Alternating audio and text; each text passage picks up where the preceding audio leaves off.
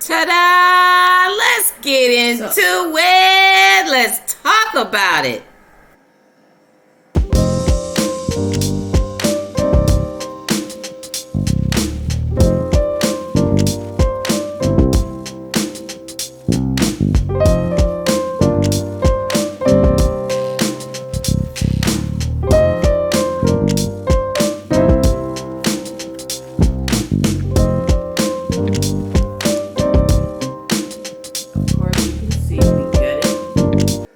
Cabinets. I had already previously done the floor. Chose this color because it hides the dirt.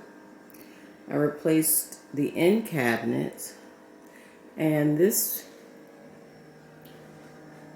I couldn't make my mind up about a backsplash, but I wanted something fun and colorful, but something I could get rid of really quick, because the idea was to create a kitchen I could resell. Wasn't sure we were gonna truly live here until the market actually changed. And so I finally got my granite, and I actually picked this slab because it had this huge black spot on there, the color. So I asked them to specifically cut the granite to where my island would have this black stain on it, because I wanted a black island, but the cost, it was going to cost me another $1,200 for another slab just to have a completely black island, so I could get all my cuts off of one slab. You know, when you go to a slab house, which I recommend you do, because then you have a relationship, you hand-picked it. I opted to go on this side of the island. I have drawers at the bottom two drawers are larger, so I have like pots and pans in there, and then the top just have like tools, you know, everyday cooking tools. But back to this backsplash, y'all. This backsplash is actually removable wallpaper. In case I ever get tired of it, I can just redo it. I have so much more storage space here. Let me just show you these. This kitchen is an 8-foot kitchen, and yet just with one cabinet I have all of this storage. The top is not even full, and I don't think there's nothing in the refrigerator cabinet, but the shelves are adjustable. By the way, I do sell kitchen cabinets. I sell this line of cabinetry. And then let's talk about, here.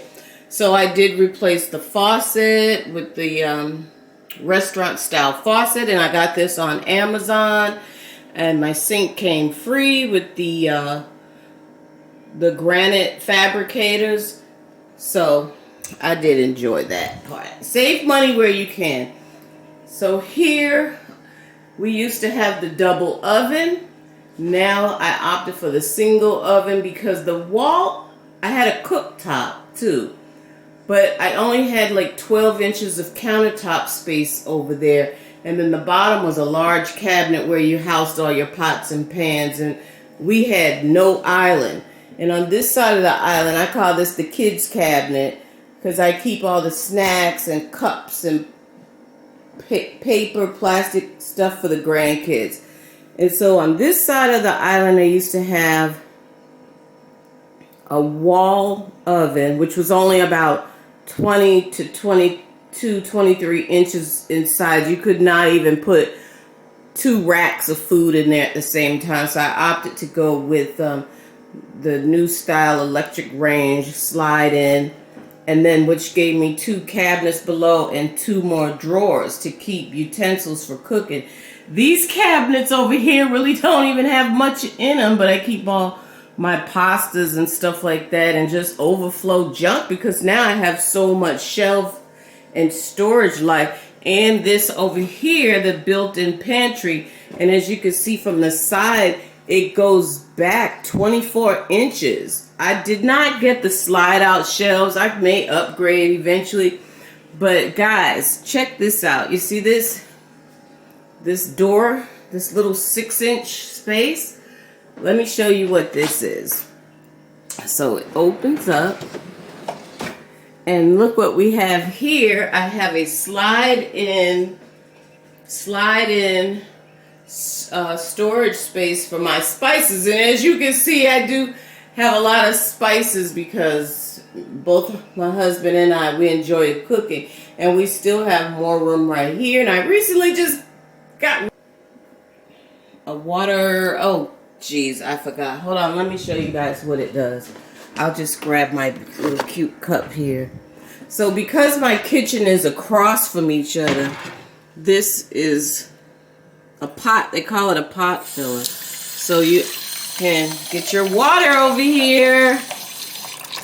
He thought I was crazy, but I was like, babe, you're big and strong, but when I'm cooking crabs and big stuff, I have to walk from here all the way over there, 10 feet across. Just carrying those pots of water is enough.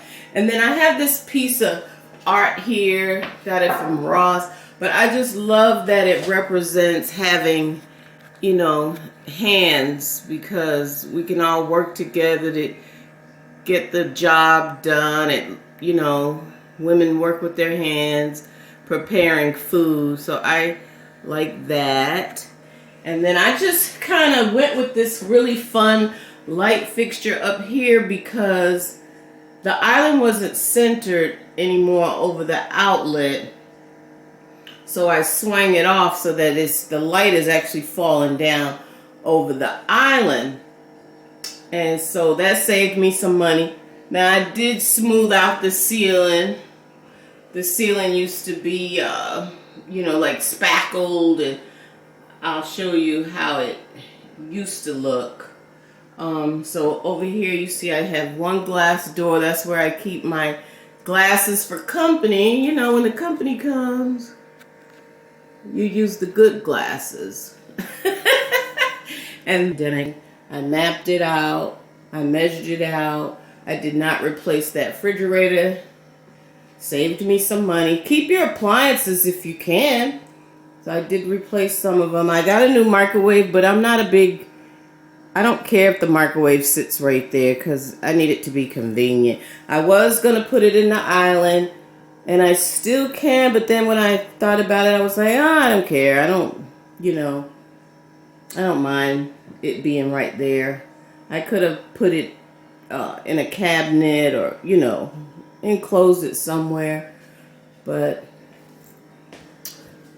that's my kitchen that I redid, and I kept that same paint color because it's fun, it's bright. It's called olive oil, and I just like that chartreuse. Most of the rooms in my house are the colors of a peacock feather, and hey, see the peacock feather colors, and black and white. So you'll always see that, or cream and white. And I went with a off-white colored cabinet because I thought that the white would just get too dirty so fast. You know, I got 6 grandkids, so I think it came out overall really nice. I'm happy with it, and it just helps me to want to cook and provide good food for my family. So I hope this inspires you. If you need help planning and remodeling your kitchen, just reach out to me. I'm all over social media. My Instagram is 360 Celeste, and there you have it.